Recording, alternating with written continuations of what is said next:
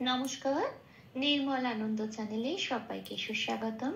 গুরুদেব প্রভু শ্রীকৃষ্ণ রাধা মায়ের আশীর্বাদকে সারথি করে শ্রীমদ্ ভগবদ গীতার প্রণাম মন্ত্র দিয়ে শুরু করছি আজকের গীতা পাঠ। শ্রীকৃষ্ণ হৃদয়ং গীতা সংসার মালনাশিনীম জ্ঞানম ভক্তিম মুক্তিদাত্রীম গীতা দেবীম নমস্তুতে।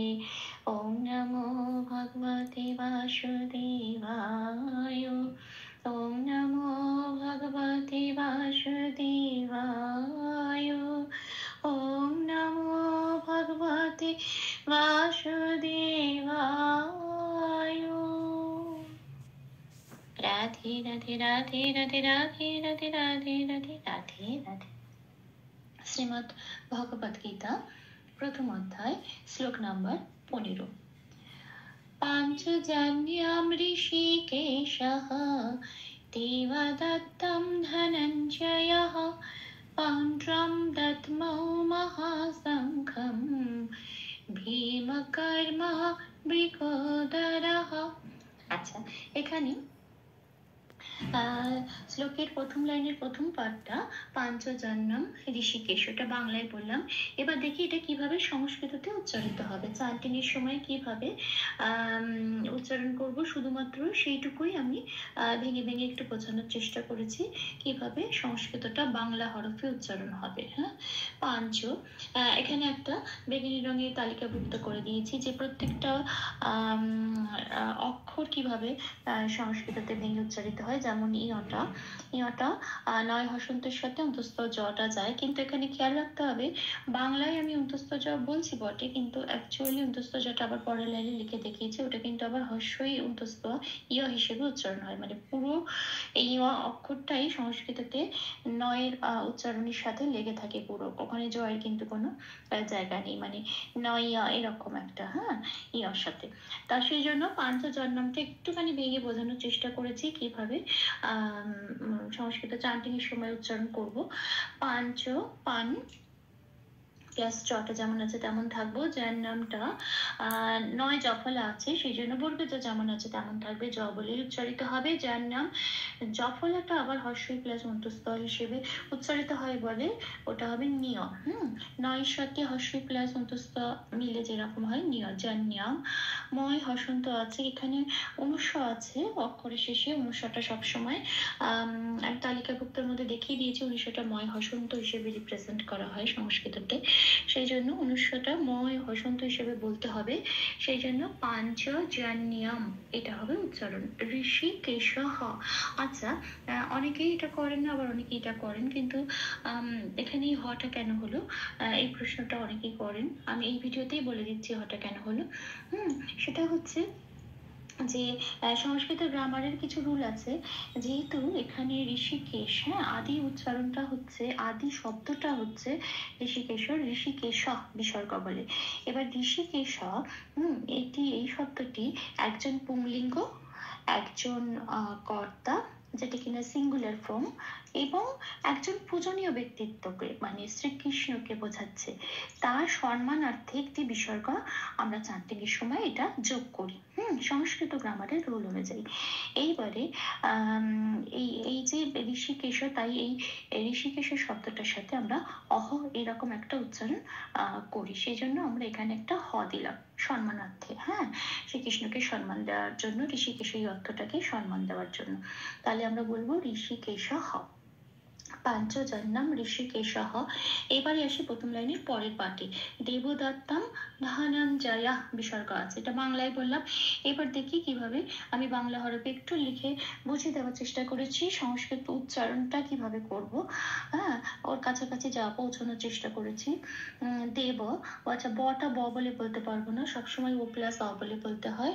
বেগুনি রঙের তালিকার মধ্যে আমি একটু লিখে দেখিয়ে দিয়েছি, তাও আমি এখানে লাল অক্ষর করে দিয়েছি, যেহেতু চ্যান্টিং এর সময় লালটা বলতে পারবো না, যেখানে যেখানে লাল আছে সেখানে ওপরের ব্র্যাকেটে চলে যাব, ওপরের ব্র্যাকেটের মধ্যে বেগুনি রঙে লেখা আছে যে উচ্চারণটা হবে, ওটাই আমরা চ্যান্টিং এর সময় নেব। দেওয়া, ঠোঁটগুলি উচ্চারণ করতে হবে দেওয়া, ও প্লাস অ, হ্যাঁ দেওয়া। আচ্ছা দত্তমটাকে একটু ভেঙে নিয়েছি, নইলে ছন্দটা ঠিক আসে না। দত্তম তয় তয় আছে, তাই একটা তয় হসন্ত দিয়ে দয়ের সাথে গেছে দাঁত, আর পরের তটা। তো আমি বলছি, হ্যাঁ যখন তয় হসন্ত থাকবে তখন সেটা আগের অক্ষরের সাথে যুক্ত হয়ে হবে দত, আলাদা করে আর তট উচ্চারণ হবে না, সেটা দয়ের সাথে উচ্চারণ হবে দাঁত। কিন্তু যেখানে হসন্ত থাকবে না, যেমন পরের তটা, সেটা কিন্তু ত বলেই উচ্চারণ হবে তম। আচ্ছা মটাও তয়ের ঘাড়ে লেগে হলো মম, কারণ ওখানে অনুস্ব আছে। আবার অনুস্বরকে সবসময় ময় হসন্ত দিয়ে রিপ্রেজেন্ট করতে হয়। তাহলে হলো দেব দত্তম, পরের অক্ষর আছে ধনঞ্জয়, একটু ভেঙে নেওয়ার চেষ্টা করেছি জান্টিং এর জন্য। ধানান আর জায়ার সাথে ওর এই উদ্ধস্তর সাথে ওর একটা অ নিয়ে আসে সবসময়, হ্যাঁ তাহলে ধনঞ্জয়া, এই যে পরিষ্কার উচ্চারণটা হলে জান্টিং এর সুবিধা হয়। ধনঞ্জয়া হ, বিসর্গ আছে এখানে, সেই জন্য বিসর্গের জন্য হ। বিসর্গটা সবসময় হ দিয়ে রিপ্রেজেন্ট করতে হয় সংস্কৃততে। তাহলে হবে দেবদত্তম ধনঞ্জয় হ। এবার আসি পরের লাইনে, পন্ড্রম। এখানে আবার একটা অনুস্ব আছে, তাকে ময় হসন্ত দিয়ে রিপ্রেজেন্ট করলাম পন্ড্রম। দাঁত মৌটাকে একটু ভেঙে নিলাম, ধয় হসন্ত দিয়ে আর মৌ বলে দাঁত মৌ। আচ্ছা মহাসংখ্যমটাকেও একটু ভেঙে বোঝানোর চেষ্টা করলাম। মহা আর সং আর ক্ষয়ের সাথে যেহেতু শেষের অক্ষরটা অনুস্ব আছে, সেই জন্য ম দিয়ে রিপ্রেজেন্ট করলাম ময় হসন্ত দিয়ে, মহাসংখ্যম এটা। এবার আসি দ্বিতীয় লাইনের পরের পাঠে, ভীমকর্মা। বিক দ্বারা, এখানেও একটা বিসর্গ আছে, এটা বাংলায় বললাম। এবার আমি দেখি সংস্কৃততে কিভাবে লিখবো উচ্চারণের সময়। ভীম, আচ্ছা এখানে ভীমও বলতে হবে, হ্যাঁ যেহেতু ময় হসন্ত নেই, মটাকে ভাঙছি না, সেই জন্য মটাকে ম হিসেবেই উচ্চারণ করতে হবে ভীমও, এখানে কখনো ভীম বলতে পারবো না, ভীমও। আচ্ছা কর্মা, এই করটা রটা কোথা থেকে এলো, এই ময়ের রেপ আছে সবসময়, আমি পাশে বেগুনি রঙে তালিকাভুক্ত তো করেছি, ওই রেপটা সবসময় রয় হসন্ত হিসেবে আগের অক্ষরের সাথে যুক্ত হয়ে যায়, কাজে এটা রেপটা, ময় রেপটা আগের অক্ষর কয়ের সাথে যুক্ত হয়ে যাবে রয় হসন্ত হিসেবে, সেই জন্য এটা কর্মা। একটু আলাদা করে বুঝিয়ে দেওয়ার চেষ্টা করেছি ভীম লিখে, ভীম কর্মা। আচ্ছা বৃক দ্বারা হ, বৃকটা ব্রিটা যেমন আছে তেমন থাকবে, কিন্তু বটাকে আমরা ও প্লাস অ হিসেবে এখানে উচ্চারণ করবো, ব্রি হয়ে যাবে, হ্যাঁ ব্রি।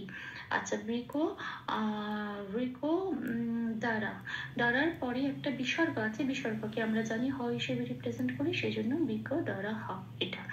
আচ্ছা পুরো লাইনগুলো কি পেলাম, পাঞ্চজন্যম ঋষিকেশঃ দেব দত্তম ধনঞ্জয়ঃ পৌণ্ড্রম দদ্মৌ মহাশঙ্খম ভীমো কর্মা বৃকো, রি বলবো না, রি একটু অ দিয়ে ও দিয়ে বলবো, রিকো দ্বারাহ। ভুল ত্রুটি ক্ষমা করে নেবেন, একটু চান্ট করে দেওয়ার চেষ্টা করছি তিনবার করে। পাঞ্চজন্যম ঋষিকেশঃ দেবদত্তম ধনঞ্জয়ঃ পৌণ্ড্রম দদ্মৌ মহাশঙ্খম ভীমকর্মা ঋকোদরঃ। পাঞ্চজন্যম ঋষিকেশঃ দেবদত্তম ধনঞ্জয়ঃ পৌণ্ড্রম দদ্মৌ মহাশঙ্খম ভীমকর্মা ঋকোদরঃ। পাঞ্চজন্যম ঋষিকেশঃ দেবদত্তম ধনঞ্জয়ঃ পৌণ্ড্রম দদ্মৌ মহাশঙ্খম ভীমকর্মা ঋকোদরঃ। রাধে রাধে রাধে রাধে রাধে রাধে রাধে রাধে রাধে রাধে। তপ্ত কাঞ্চন গৌরাঙ্গীং রাধে বৃন্দাবনেশ্বরী বৃষভানুসুতে দেবী তাম প্রণমামি হরিপ্রিয়ে। ধন্যবাদ।